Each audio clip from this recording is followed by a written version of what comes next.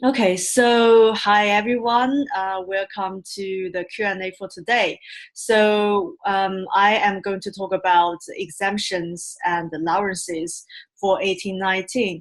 Especially, it is still pretty much the beginning of 1819 tax year, and a lot of people they have asked me what are the updates and what you need to be aware of. So again, this is for general guidance. This really for your awareness. But if you do need any personalized advice in your tax matters, make sure you do reach out to me. My email will be in the comment box. So reach out to me by email and then we can have a chat. Okay, so because a lot of people asking me about what are the allowances and the exemptions for 1819 and things to look out for, so I just you put out these particular slides, and then you can to share the content. But it is part of my webinar, Grow Your Wealth Through Tax in 1819. So if you are interested in the full webinar, I will put a link in the comment box as well. So you can click on the link and then you can either attend live or request a replay. So you get access to the full content.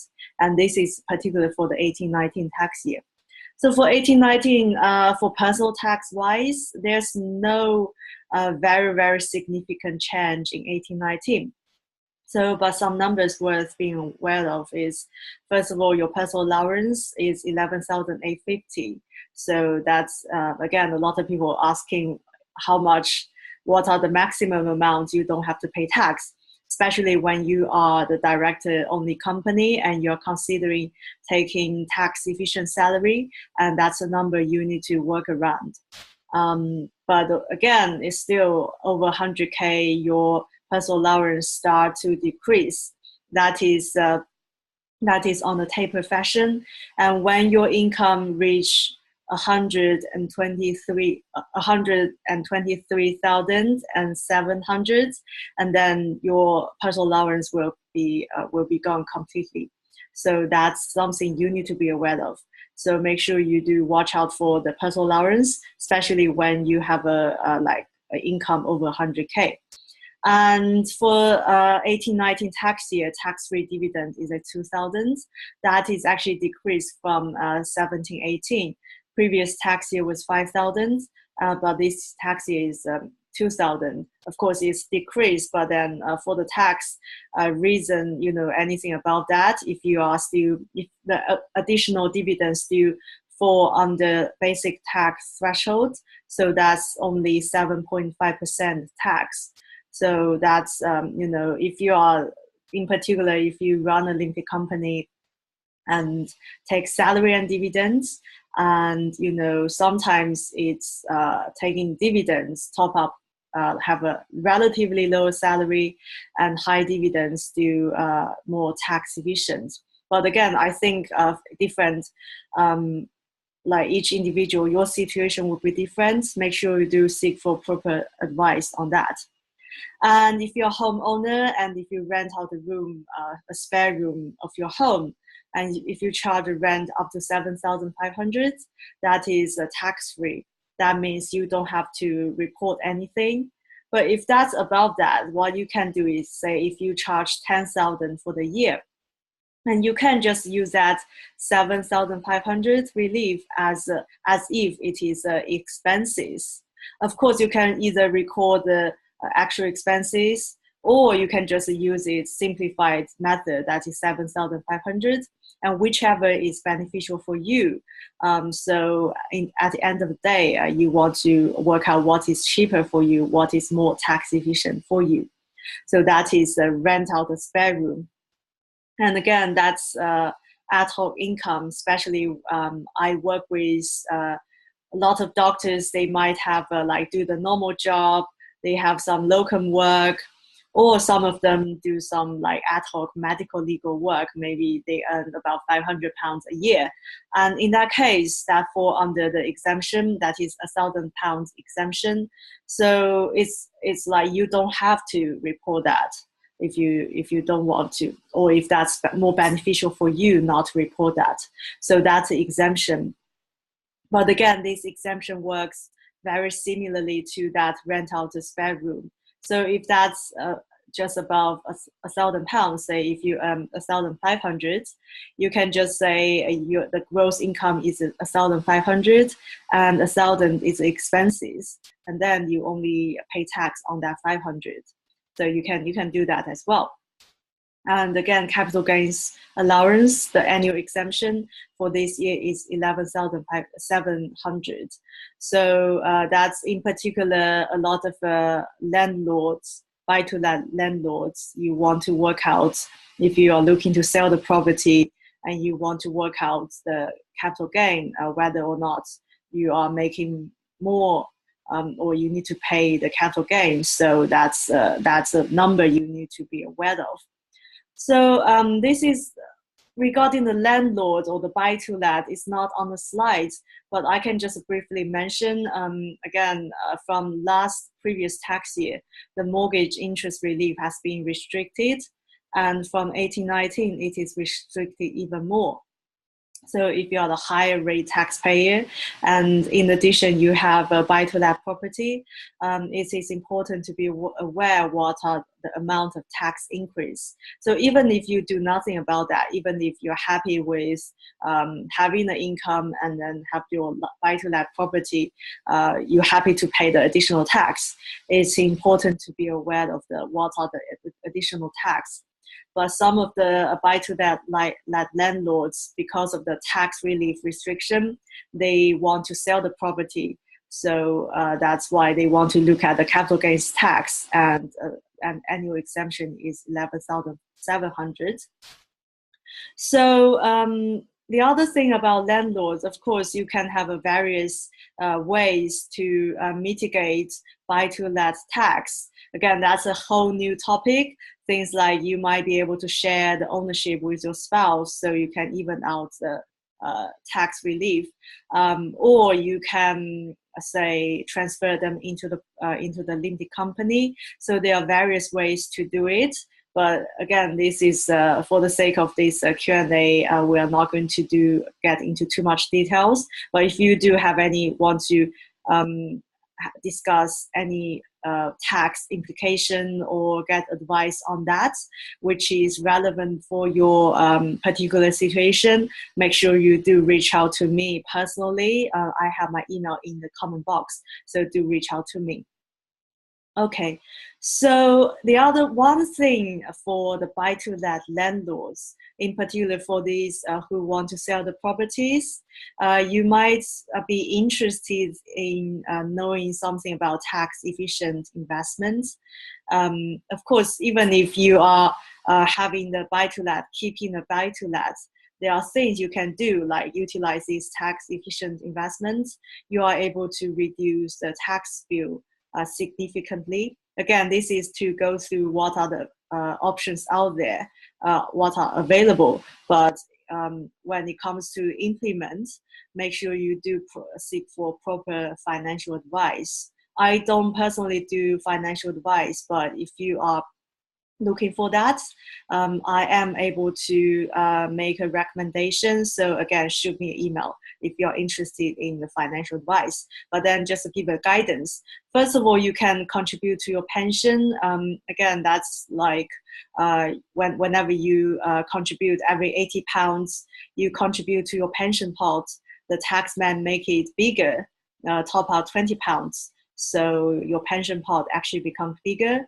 And if you're high paying tax at 40%, you can claim additional 20% back as a tax relief. So that can be tax efficient. So in particular for those who are earning more than 100K and looking to reduce some tax burden, investing in pension can be a very sensible and very tax efficient way. But again, the tax relief is there. Be aware of the annual allowance, that is 40,000. And when your income is exceeding 150K, it starts to reduce. And again, it's on the tapered fashion. So in terms of investing in pension and how much to invest, as well as which provider, this need to be, you need to seek for financial advice. And again, ISA allowance, especially if you are looking to save some money, put some money aside. ISA is a very practical thing to do that allows you to put some money aside and earn any interest. Or if you invest in stocks and shares ISA, you get any gains tax-free. So you have your money in a tax-free environment, so that your money can grow gradually. But allowance for 18-19 is 20,000. Make sure you do maximize that if you can. And venture capital trust. So this is very interesting one. If you haven't heard about it, the government give you very lucrative tax relief on it. So venture capital trust, or we call it VCT, that is a kind of a tax investment, tax efficient investment. That is a government scheme that is run by the fund manager. And the money you invest actually goes to the small businesses. So that's government like incentivize you to invest in small businesses so that they can boost the economy and then they can add more value. So that's how it works, and that's why it exists. But then the allowance is 200,000. If you want to invest in this venture capital trust, then the allowance is 200K. How it works, it's actually every 10,000 pounds you invest, you actually get 3,000 pounds back from the government. So as you can see, you can just straight away reduce your tax burden significantly. But again, the money has been tied into the trust for at least 5 years. Otherwise, you lose the benefits. So make sure you do seek for proper advice. First of all, you can only like financial advice, they are able to get access to the funds. So if you are looking to invest, you do need to seek for the proper financial advice. And secondly, it's not for everyone. It can be very, very risky because it's for business. So make sure you do seek for proper advice. And the second one is seed enterprise investments. That is, we call it SEIS. That's very similar to venture capital trust, but then the venture capital trust is like a managed funds. Seed enterprise investment scheme is you invest in individual companies as long as the kind of business activity qualifies. So that is actually a very early stage startup or even in the idea stage. But the idea is very, very innovative and they can solve big problems. Things like if someone run a medical company and they are developing the drug, which is very innovative or very innovative way to cure cancer. So it is likely that they can qualify for SEIS and you are able to invest in this sort of startups. This is even the government giving you more tax relief. That is every 10,000 pounds you invest, you actually get 50% of it. So that is you get 5,000 pounds back from the government. And the beauty of investing in this startup is, especially for the buy-to-let landlords who have sold the property and have the proceeds. So when you reinvest the profits into seed enterprise investments, you actually defer the capital gain on the property. So that is you are able to save some tax. And then at the same time, you get 5,000, get a 50% tax relief. So that's very, very lucrative. But again, because it's a startup company, it is very risky. That's one of the reasons why it's government give you so lucrative tax relief. And the other one is EIS, that is Enterprise Investment Scheme. That is, again, very similar to Seed Enterprise Investment Scheme, but less risky. So Seed Enterprise is like, when we call this seed, it's like not even in the infancy, but it's just maybe in the idea stage. But EIS, probably they already have some testing. They are not particularly seed, but then they are still very innovative idea. The maximum you can invest is 2 million. But again, on one note is for one company, there's a limitation on the amount of SEIS funds they can raise, that is 150K. So if they are looking to raise funds that is more than 150K, so anything above that will go to EIS. So that is how it works. But the same as SEIS, for the buy-to-let landlords, you do get a deferred capital gain when you reinvest the capital gain, the profits from selling the property to EIS. So that is, you are able to save capital gains tax. And for EIS, you get 30% tax relief. That means for every £10,000 you invest in EIS, and you get £3,000 back. So again, that's very lucrative. But of course, there will be risks you need to consider. And also both EIS and SEIS, the money will be tied into the company for at least 3 years. And you need to consider whether or not you are able to afford to do that. So that is why the financial advice need to be sought in order to implement in this sort of tax efficient investments. Okay, so that is for some guidance, just give you some idea about what are the allowances, what are the exemptions, and also the tax efficient investment allowance. If you are looking to, especially when you are concerned about your tax bill for 18-19 and what you can do to mitigate. But again, you need to seek for professional advice if you are looking to implement any strategies. So I would suggest you come to me first. So shoot me the email, which I put my email address in the comment box. And then we can have a review on your situation and can evaluate any tax strategies. So I will go through the tax strategies for you. But if we agree that you will benefit from any of the tax efficient investments, and I am able to refer you to a financial advisor who is able to help you with that part.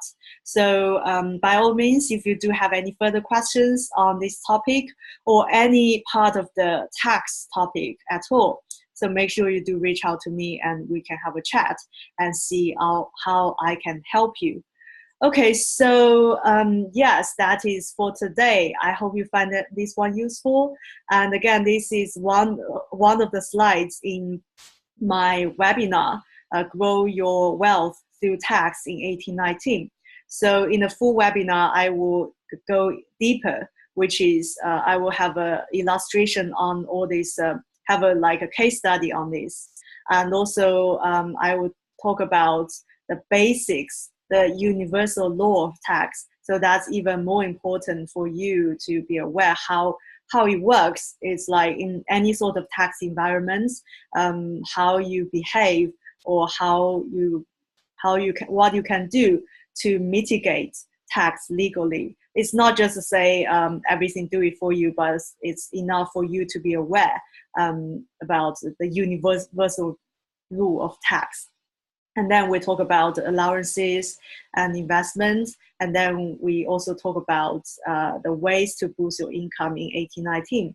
So it is a lot of fun, and there will be a lot of creativity. So I put the link in the description box as well. So make sure you do register. Either you can attend live or you can register to request a replay. So that is depends on your schedule. But then by all means, if you register, you will get the full content for that. Okay, so this is a snapshot for 18-19 allowances and exemptions. And I hope you find this one useful. And yes, I hope to speak to you very soon. Okay, so